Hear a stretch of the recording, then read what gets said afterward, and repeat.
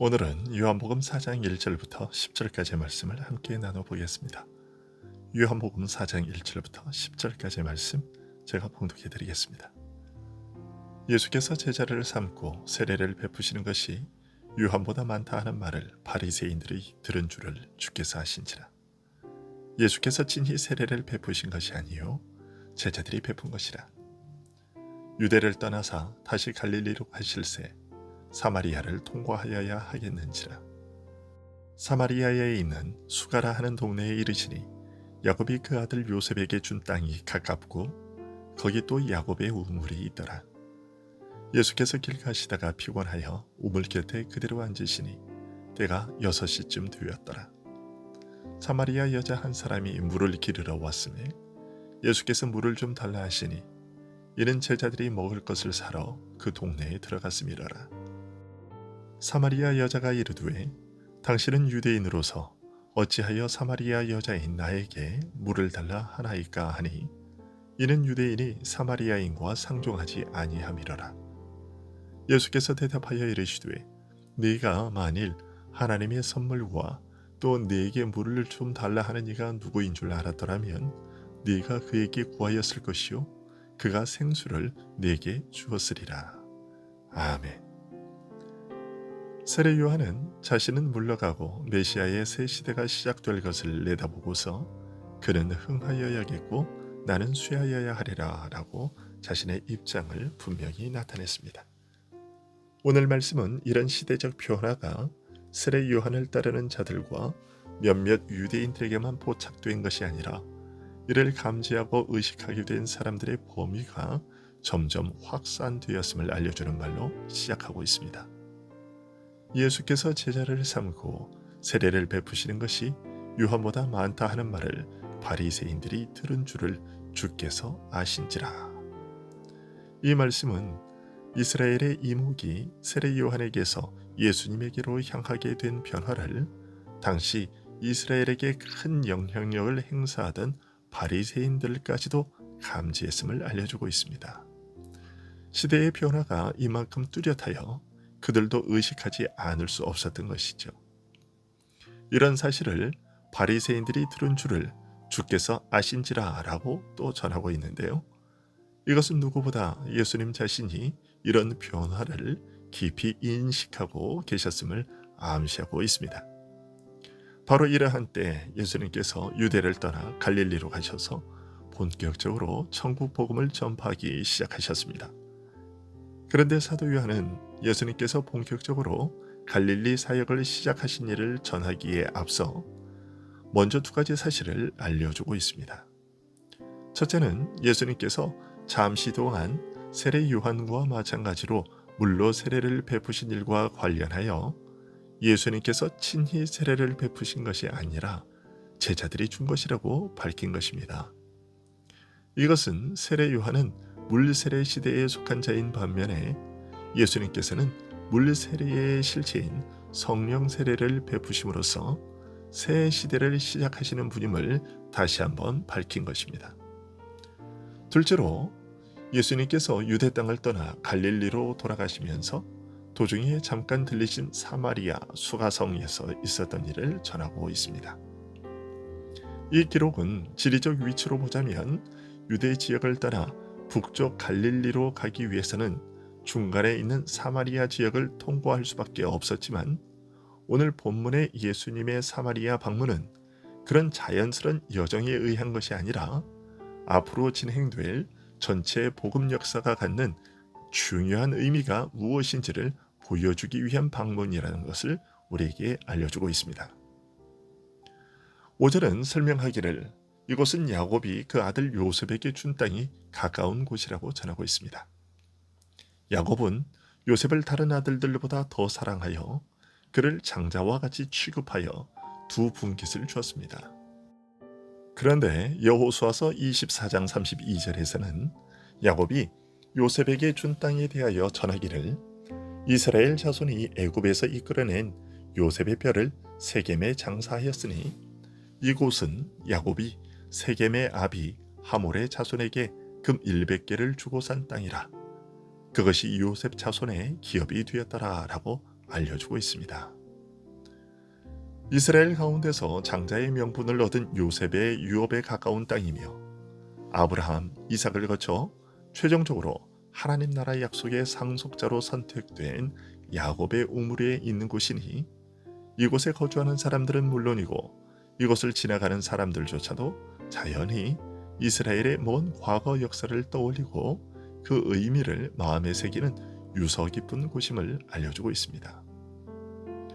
이런 유서 깊은 곳에 사는 한 여인이 남들이 물을 길러 나오는 시간이 아닌 정오 가까운 시각에 물을 기르러 우물에 나왔습니다. 예수님께서는 그 여인에게 물을 좀 달라고 하셨습니다. 그런데 그 여인은 예수님의 요청에 당신은 유대인으로서 어찌하여 사마리아 여자인 나에게 물을 달라 하나이까? 라고 다소 도발적으로 대답했습니다. 여인이 이렇게 말한 것은 유대인들이 사마리아인이라면 아예 상종 못할 자로 멸시했기 때문이었습니다. 그래서 사마리아인들 역시 유대인들에게 적대적인 감정을 품고 있었던 것이죠. 유대인들과 사마리아인들 사이에 이러한 적대감의 기원은 북이스라엘이 아수르에 점령당했을 때로 거슬러 올라갑니다. 북이스라엘은 우상숭배로 대표되는 하나님께 대한 불순종으로 인해 아수르에게 멸망당했습니다. 아수르는 이웃나라를 정복한 후 그 나라 백성들을 나누어 각각 다른 여러 나라들로 흩어버렸습니다. 속국이 반란을 일으킬 가능성을 차단시키기 위해서였죠. 이러한 정책으로 북이스라엘 백성들은 다른 곳으로 끌려가고 다른 이방 족속들이 북이스라엘 지역에 들어와 살게 되었습니다. 그런데 사자가 출몰하여 사람들을 해치는 일이 발생했습니다. 북이스라엘로 옮겨와 살게 된 이방인들은 그 일의 원인이 이스라엘 신의 법을 알지 못한 탓이라 여기고 아스루 왕에게 호소했습니다.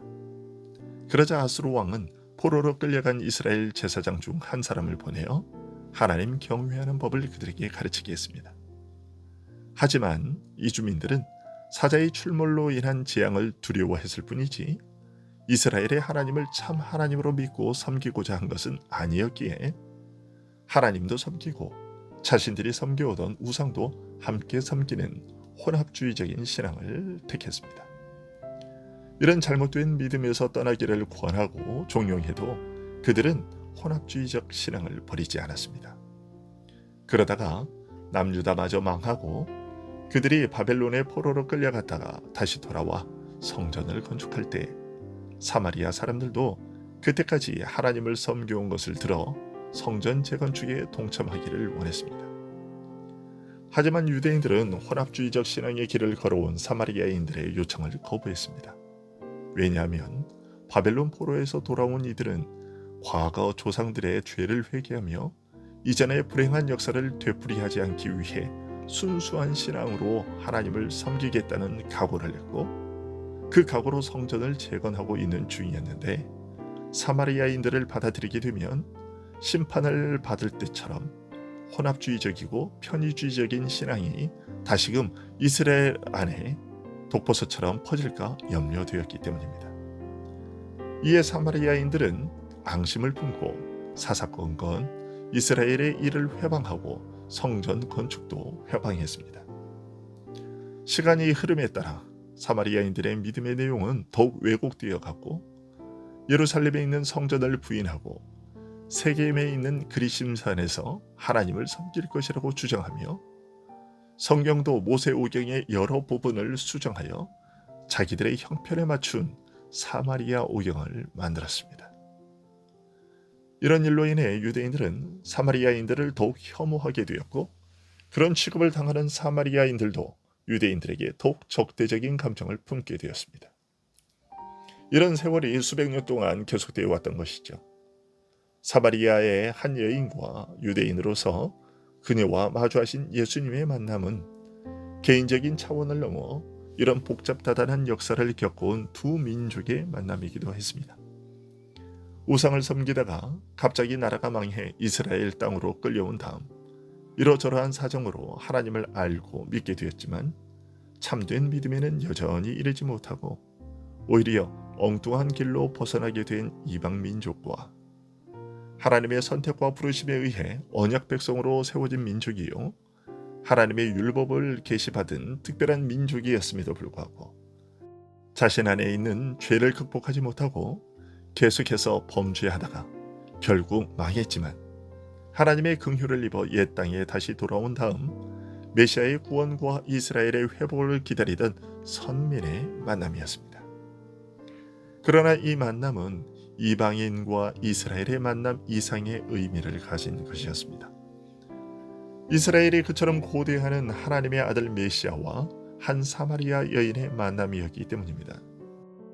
범죄로 말미암아 혹독한 심판을 겪으면서 부패한 인간이 지닌 한계와 절망이 어떤 것인지 처절하게 확인한 이스라엘이 과거의 불행한 역사에서 벗어나 진정 하나님의 구원에 이르게 될 날을 바라고 기다려온 메시아를 한 이방 여인이 만난 것입니다.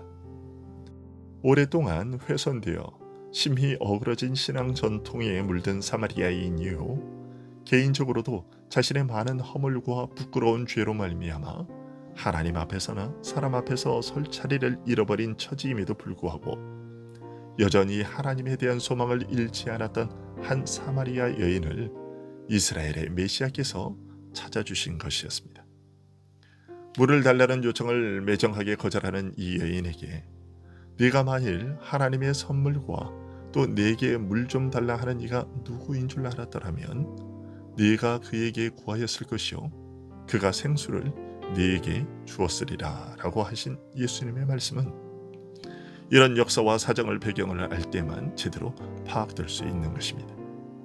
즉 예수님의 사마리아 방문은 이방인으로서 이스라엘에 들어와 하나님을 알게 되었으나 혼합주의적인 신앙을 갖게 된 이들에게 하나님의 선물, 곧 생수로 비유되는 성령을 주심으로써 영혼을 새롭게 하시고 영원한 생명이라는 하나님의 선물을 주기 위한 의도적인 방문이었던 것입니다. 예수님은 자신이 바로 이러한 하나님의 선물을 주기 위해 오신 분이라고 알려주신 것이고, 또한 유대인들에게만 허락된 줄로 알고 있었던 영생의 선물이 이제는 하나님의 축복에서 제외된 자로 여기고 있었던 이들에게도 주어졌다는 것을 밝히신 것입니다.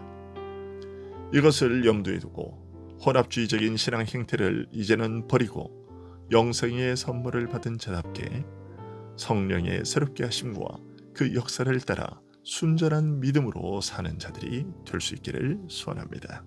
기도하겠습니다.